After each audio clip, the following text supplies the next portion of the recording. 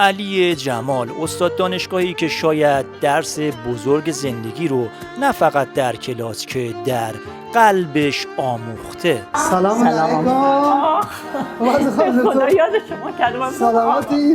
جمال کجا میره آخه؟ کجاست؟ سالها پیش زمانی که هنوز دانشجو بود، گلبابا سعیدی، استاد مهربون علی که از خودش یادگاری‌های زیادی هم به جای گذاشته، از دنیا رفت. اما ماجرا برای علی همونجا تموم نشد. علی تو تمام این سالها فراتر از یک شاگرد در کنار همسر استاد ایستاده. اینجا معلم که بودین، اینجا عکسی که نقشه ایران توضیح میدادین، خانم دکتر اینجا دارن اینجا براشون توضیح میدن. اینا حتی کردن.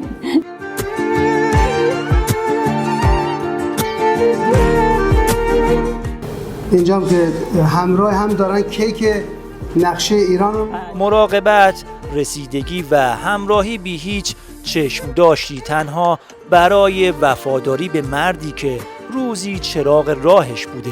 دانشجوی همسرشون بوده. بله. چند سال پیش؟ سال 77 الان تقریبا 27 سال میشه.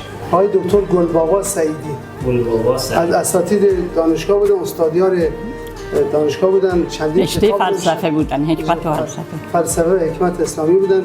سالها گذشته اما علی هنوز به کلاس انسانیت وفاداره، جایی میون کهریزک و خاطره ها. استاد فرمودن که حواست به همسر من باشه. خانم دکتر من دیگه تو این تایم بهشون هم سر میزدیم. و چه دلیلی داره شما رو میکشه میاره اینجا؟ خدمت شما عرض کنم، اول به خاطر قدردانی از استادمون که انصافاً انسان دلسوزه و خود خانم دکترم از چهره‌های خدوم هستن، کسایی که مشکل مالی داشتن، کمکی می‌خواستن ایشون کمک می‌کردن و به یتیما کمک می‌کردن.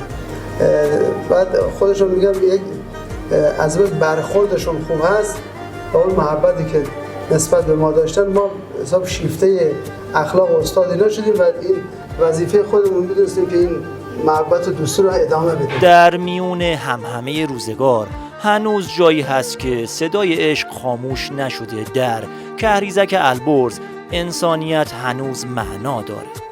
شما خودتون معلم بودید، معلمان رو همه دوست دارن. باشون صحبت می‌کردی گفتید دلم واسه خیلی تنگ شده. بله، برای که مثل برادر خودم میدونم. من برادرام 3 تا خارج هستن. من احساس می‌کنم جانشین دکتر دکتر سعیدی چون درست عین ایشون، قالب ایشونن. یعنی از نظر مهربانی، از نظری که بدونن چه کار کنن، به موقع یه کاری رو انجام بدن. حالا این کار خیلی غیر مترقب بود.